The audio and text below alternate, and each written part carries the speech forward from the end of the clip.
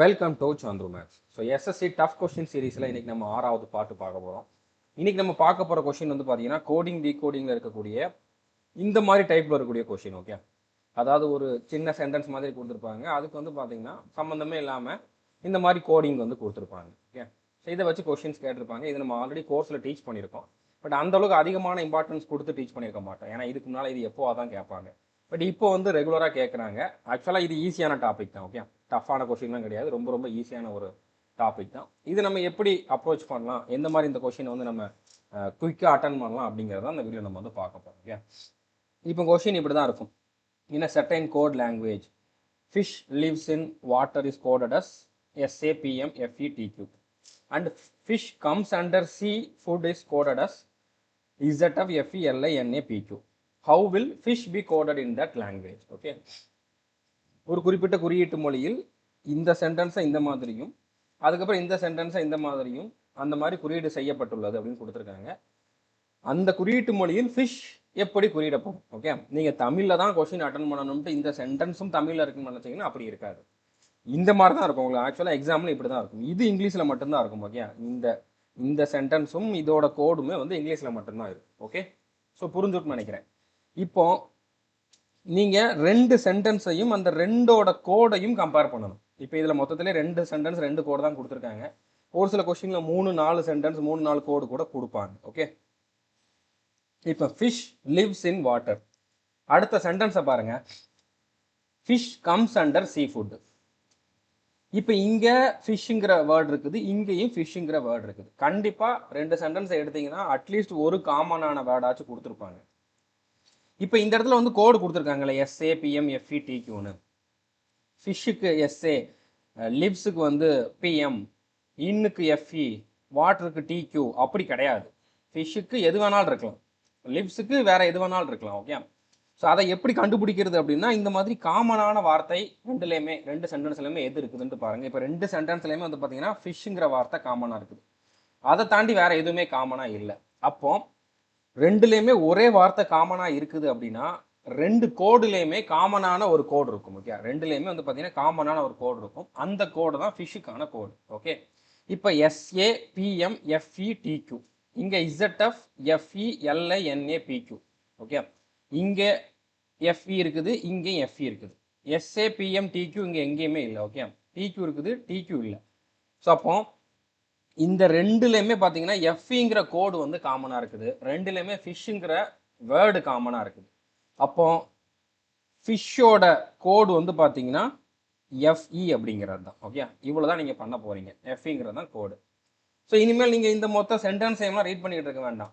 இதில் இந்த மாதிரி 2 சென்டென்ஸை பாருங்கள், அதில் எந்த வேர்டு காமனாக இருக்குன்னு பாருங்கள், அதே மாதிரி அதுக்கு எந்த கோடு காமனாக இருக்குன்னு பார்த்தீங்கன்னாலே உங்களுக்கு ஆன்சர் வந்துடும். ஓகே, மேக்ஸிமம் கொஸ்டினுக்கு நீங்கள் ஃபஸ்ட்டு 2 சென்டென்ஸை வச்சு பார்க்குறப்ப ஆன்சர் வர மாதிரி தான் கொஸ்டின் கேட்டிருக்காங்க. ஸோ இனிமேல் நம்ம அந்த வரி வரியாக எழுதிருக்கிறத ரீட் பண்ண வேண்டிய அவசியம் இல்லை. ஓகே, நான் உங்களுக்கு டக்குன்னு புரியணும் அப்படிங்கிறதுக்காக ஹைலைட் பண்ணி கொடுத்துருக்கேன். உங்களுக்கு எக்ஸாமில் ஹைலைட்லாம் பண்ணியிருக்க மாட்டாங்க. ஓகே, இந்த மாதிரி இன்வெர்டட் கமாஸ்குள்ளே கொடுத்துருப்பாங்க. Academic marks important. அடுத்த சென்டென்ஸை பாருங்கள், மார்க்ஸ் ஷோஸ் ரேங்க். மார்க்ஸுங்கிற வேர்டு வந்து காமனாக இருக்குது. ஓகே, அப்போ ஒரு கோடு காமனாக இருக்கும், PDRSIN. Okay, RSTNPQ. So RS காமனாக இருக்குது. அப்போ மார்க்ஸோட கோடு வந்து பார்த்தீங்கன்னா RS. இவங்க என்ன கேட்டிருக்காங்க, மார்க்ஸ் ரேங்க், இதை எப்படி கோடு பண்ணுவோம்னு கேட்டிருக்காங்க. ஓகே, அப்போ ரேங்கோட கோடு நம்ம கண்டுபிடிக்கணும். கண்டிப்பாக RS ஆப்ஷனில் இருக்கணும். ஓகே, RSன்னு சொல்லி இங்கே ஒன்று இருக்குது, இங்கே ஒன்று இருக்குது. ஓகே, ஸோ இது ஆன்சரே ஹைலைட் ஆகிருக்குது. ஓகே, நீங்கள் ஹைலைட் ஆகலைன்னு எடுத்துக்கோங்க. ஆக்சுவலாக நீங்கள் வந்து இப்போ ஹைலைட் ஆகலைன்னா என்ன பண்ணுவீங்க, RS 2 இருக்குது, அப்போ இன்னொன்று வந்து நீங்கள் செக் பண்ணுவீங்க. ஓகே, இப்போ இன்னொன்று செக் பண்ணுறீங்கன்னா இப்போ அடுத்த வார்த்தை வந்து என்னது, ரேங்க். ரேங்க்குங்க வார்த்தை வந்து பாருங்கள், மார்க் ஷோஸ் ரேங்க். ரேங்க்குங்கிறது இங்கே இருக்குது. ஓகே, ஃபஸ்ட்டு சென்டென்ஸில் இல்லை, ஆனால் 3வது சென்டென்ஸ் ஒன்று கொடுத்துருக்காங்க, ரேங்க் ஜென்ரேட் மெரிட்னு கொடுத்துருக்காங்க. ஓகே, அப்போ இந்த ரேங்க்குக்கு இங்கே இருக்க கோடு இங்கேயும் இருக்கணும், இங்கேயும் காமனான கோடு வந்து இருக்கணும். ஓகே, RS ஆல்ரெடி போயிடுச்சு. TNPQ, இங்கே TN இருக்குது. ஓகே, PQ இல்லை. ஸோ அப்போ TN அப்படிங்கிறது தான் வந்து பார்த்தீங்கன்னா ரேங்கோட கோடு. ஸோ அப்போ மார்க்ஸுக்கு வந்து கோடு வந்து என்னது, RS. ரேங்க்குக்கு வந்து பார்த்தீங்கன்னா PQ. ஸோ PQ இல்லை TN. Okay, RS TN. So RSTN அப்படிங்கிறது தான் ஆன்சர். ஸோ புரிஞ்சிருக்குன்னு நினைக்கிறேன். அடுத்த கொஸ்டின் பாருங்க. டென்மார்க் அண்ட் சப்ளை தியரி, இதை வந்து பார்த்தீங்கன்னா PMLASATக்குன்னு கோட் பண்ணுறாங்க. Theory come under Denmark. So ரெண்டுலேயுமே வந்து பாருங்க தியரிங்கிற வேர்டு காமனாக இருக்கு. இவங்க கேட்டிருக்கிறதும் தியரியோட கோடு தான் கேட்டிருக்காங்க. ஓகே, அப்போ ஒரு கோடு வந்து காமனாக இருக்கும் ரெண்டுலேயுமே. PMLASATQ.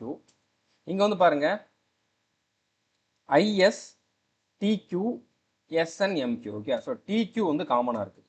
ஸோ அப்போ TQ தான் வந்து தியரியோட கோடு. ஓகே, அடுத்து வந்து பாருங்க ஹியூமன் ரியாக்ட் ஸ்பேஸ், அதுக்கு வந்து இந்த மாதிரி கோட் பண்ணுறாங்க. Space has responsibilities. ஸோ ஸ்பேஸுங்கிற வார்த்தை காமனாக இருக்குது. அப்போ ஒரு கோடு காமனாக இருக்கும். PAPSTQ, TQ TM PM. Okay, so TQ வந்து காமனாக இருக்குது.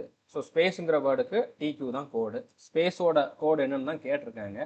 ஸோ TQ தான் இங்கேயும் ஆன்சராக இருக்கும். ஓகே, அடுத்த கொஸ்டின் பாருங்க. People like Ujjain. அடுத்து உஜ்ஜைன் ஹேஸ் டெம்பிள்ஸ். ஸோ உஜ்ஜைன்கிற வார்த்தை காமனாக இருக்குது. அப்போ ஒரு கோடு வந்து காமனாக இருக்கும். இங்கே PNTSDP DP இருக்கு. So DP. ஸோ அப்போ உஜ்ஜைனோட கோடு வந்து பார்த்தீங்கன்னா DP. இவங்க கேட்டிருக்கிறது உஜ்ஜைன் டெம்பிள்ஸோட கோடு கேட்டிருக்காங்க. ஸோ உஜ்ஜைனோட கோடு வந்து பார்த்தீங்கன்னா DP. ஓகே, ஸோ DP ரெண்டு ஆப்ஷன் இருக்குது உஜ்ஜைனுக்கு. அப்போ டெம்பிள்ஸோட கோடு என்ன அப்படிங்கிறத கண்டுபிடிக்கணும். இப்போ மிச்சம் இருக்கிறத மட்டும் பாருங்க. ஹேஸ் டெம்பிள்ஸ், இங்கே டெம்பிள்ஸ் யூஸ்டு ஃபார். ஸோ இங்கேயும் டெம்பிள்ஸ் இருக்குது, இங்கேயும் டெம்பிள்ஸ் இருக்குது. ஓகே, இப்போ டிபியை தவிர்த்து மற்ற ரெண்டு கோடு வந்து பார்த்தீங்கன்னா TM PQ. அந்த ரெண்டில் ஒன்று கண்டிப்பாக இங்கே இருக்கணும். PQ இருக்குது, இங்கேயும் PQ இருக்குது, இங்கேயும் PQ இருக்குது. அப்போ டெம்பிள்ஸோட கோடு வந்து பார்த்தீங்கன்னா PQ அப்படிங்கிறது தான். ஸோ DP PQ அப்படிங்கிறது தான் கரெக்டான ஆன்சர். ஓகே, அடுத்த கொஸ்டின் பாருங்க. Bike race is excited people buy tickets. So excited. அப்போ அதுக்கான கோடு வந்து என்னவா இருக்கும்? LAMENAPS, MFNALZPQ. ஸோ NA இங்கேயும் இருக்குது, இங்கேயும் இருக்குது.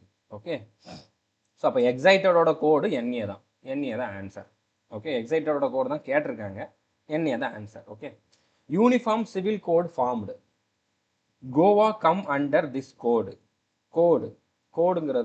கோடுங்கிறதான் கேட்டிருக்காங்க. ஓகே, ஸோ அப்போ இந்த ரெண்டுலேயுமே ஒரு வார்த்தை தான் காமனாக இருக்குது. ஒரு சில ரெண்டு வார்த்தை காமனாக இருக்கும்.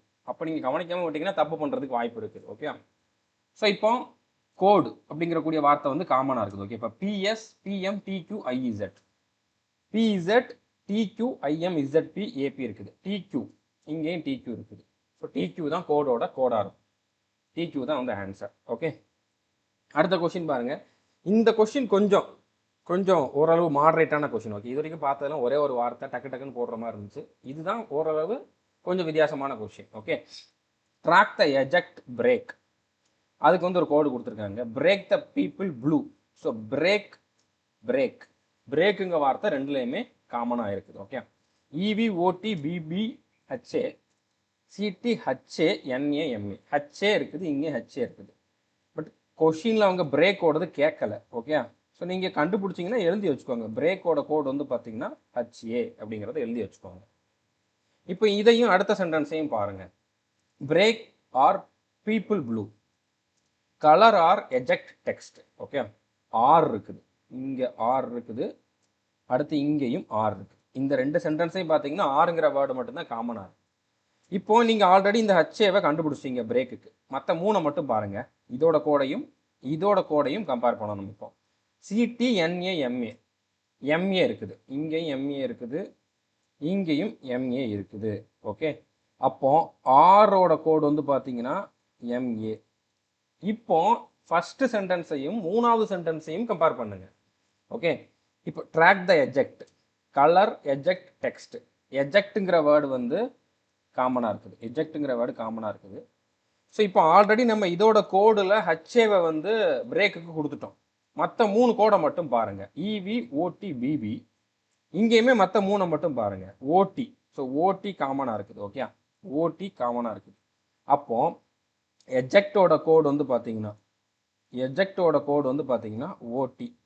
நம்ம இப்போ கொடுத்துருக்கிறத வச்சு கண்டுபிடிக்க முடிஞ்சது இவ்வளோதான். பிரேக்கோட கோடு HA, ஆரோட கோடு MA, எஜெக்டோட கோடு OTங்கிறத மட்டும்தான் நம்மளால் கண்டுபிடிக்க முடிஞ்சிருக்கு.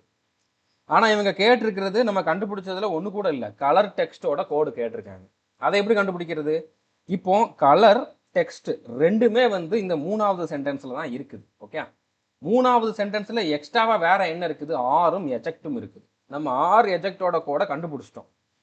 ஆர் எஜெக்டோட கோடு வந்து பார்த்தீங்கன்னா ஆர் வந்து எம்ஏ, எஜெக்டோட கோடு ஓடி. அதை நம்ம கண்டுபிடிச்சிட்டோம். ஓகே, அதை நீங்கள் அடிச்சிருங்க, ஆர் எஜெக்டை எடுத்துருங்க, அதோட கோடையும் எடுத்துட்டீங்க அப்படின்னா மிச்சம் என்ன இருக்குது? கலரும் டெக்ஸ்டும் தான் இருக்குது. அதோட கோடு எஸ்எம்இஆரில் ஒன்று இருக்கும். ஓகே, ஸோ அப்போ எஸ்எம்இஆராக இருக்கலாம், இல்லைனா இஆர் எஸ்எம்மாக இருக்கலாம். ஏன்னா ஃபர்ஸ்ட் இருக்குது ஃபர்ஸ்ட் தான் அப்படிங்கிற மாதிரி கிடையாது, மாற்றி கூட இருக்கலாம். இந்த ரெண்டில் ஒன்று தான் ஆன்சர், ஒன்று இது இல்லைன்னா இது, இந்த ரெண்டில் ஒன்று தான் ஆன்சர். எஸ்எம்இஆர் இல்லைன்னா இஆர்எஸ்எம். ஓகே, எஸ்எம்இஆர் ஆப்ஷனில் இருக்குது, இஆர்எஸ்எம் இல்லை, இப்படி தான் கொடுப்பாங்க. ஓகே, ஸோ அப்போ ஆப்ஷன் சி தான் வந்து கரெக்டான ஆன்சர். புரிஞ்சுருக்குன்னு நினைக்கிறேன். ஆக்சுவலாக இந்த வீடியோவில் இந்த ஒரு கொஸ்டின் தான் கொஞ்சம் வித்தியாசமாக இருக்குது. ஓகே, ஸோ எப்படி கேட்டாலும் உங்களால் அட்டன் பண்ண முடியும். இந்த மாதிரி ஒரு உங்களுக்கு டைரெக்டாக இதுக்கு முன்னால் கொடுத்துருந்த கொஸ்டின் மாதிரி கேட்கல அப்படின்னா கொஞ்சம் இதுக்கு நீங்கள் டைம் கொடுத்து தான் ஆகணும். ஓகே, பொறுமையாக பண்ணி தான் ஆகணும். காமனான வேர்ட்ஸ் எல்லாம் நீங்கள் எழுதிட்டு கடைசியில் மிச்சம் இருக்கிறத கம்பேர் பண்ணி எது கரெக்டான ஆன்சர் அப்படிங்கிறத சூஸ் பண்ணணும். ஓகே, புரிஞ்சுருக்குன்னு நினைக்கிறேன். இந்த கொஸ்டினுக்கான ஆன்சர் என்ன அப்படிங்கிறத கமெண்ட் பண்ணி சொல்லுங்கள். ஸோ இது வரைக்கும் நம்ம சேனலை நீங்கள் சப்ஸ்கிரைப் பண்ணலாம், சப்ஸ்கிரைப் பண்ணிட்டு பெல் ஐக்கானை கிளிக் பண்ணி வச்சுக்கோங்க. நீங்கள் கோர்ஸில் பார்க்குறீங்கன்னா கமெண்ட் பண்ண முடியாது, யூடியூப்பில் இந்த வீடியோ பார்க்குறீங்கன்னா கமெண்ட் பண்ணி சொல்லுங்கள். All the best, thank you.